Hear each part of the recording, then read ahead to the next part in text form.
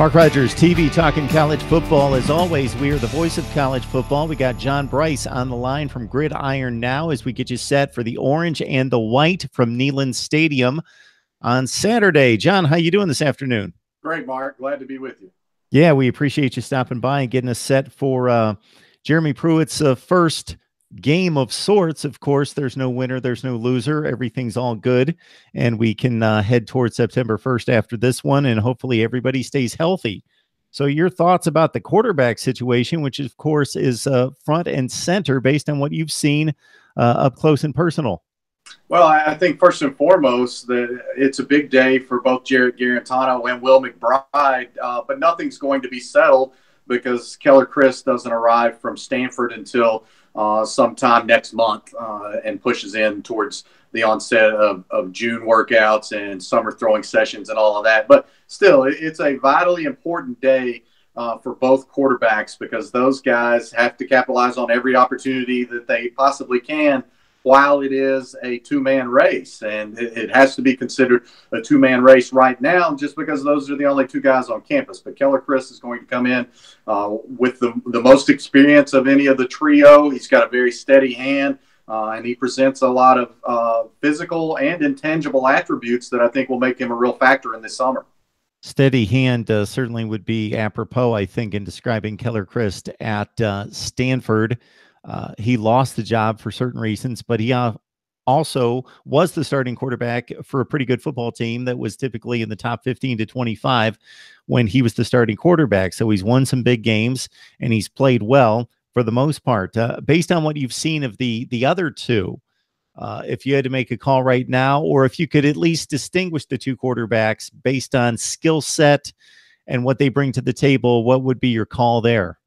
Well, I think Jarrett Garantano probably has the more upside and probably has a little bit more zip on his throws and presents the bigger ceiling. I think that McBride is a lot like Chris in that he is a very steady hand. He makes smart throws. He doesn't get you in a lot of trouble.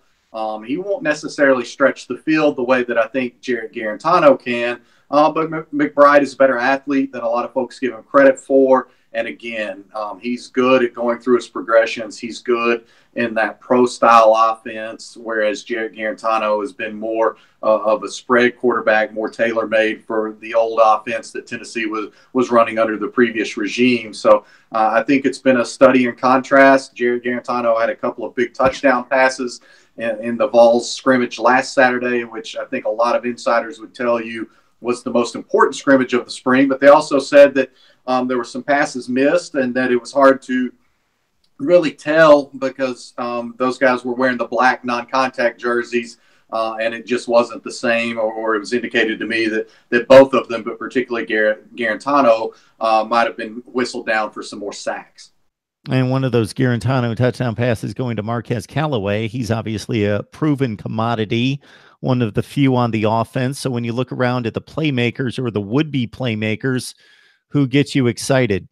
Well, Marquez Callaway, for one, he's a guy that I had really high expectations for going into last season. Matter of fact, Zach Azzani reached out to me this week. He's now coaching wideouts for the Denver Broncos, but he recruited Callaway and brought him to Knoxville, and he was sort of just talking about like CJB. That's what I knew all along about Callaway. So a lot of people are really excited about Callaway. Brandon Johnson, his father, of course, is Charles Johnson, the former World Series champion catcher of the Florida Marlins. He has had a very steady spring, and another one of those touchdown receptions from Garantano last weekend was Brandon Johnson. And then Juwan Jennings is a guy that has worked his way back into the team. I think he still has to walk a very delicate line between now and September, but he's a difference maker. So I think right now the Tennessee wideouts are the strength of the offense and a weapon that people aren't talking about a whole lot. That's a new wrinkle for this offense, but a little more common from what we've seen at Alabama in the last few years,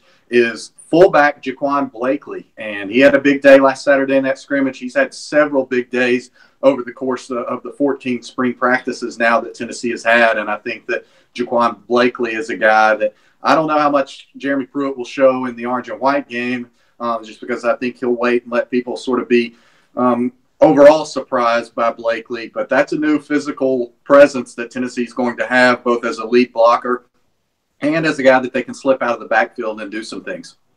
John, it's crazy when you mention the name Juwan Jennings, because here we are less than 2 years removed, about a year and a half from some of the bigger catches that he made for the Vols in a season in which it looked like Tennessee would emerge as the team to beat in the SEC Eastern Division. Finally broke that stretch against Florida. He made some huge plays in that game, and then the reception against Georgia to win that football game.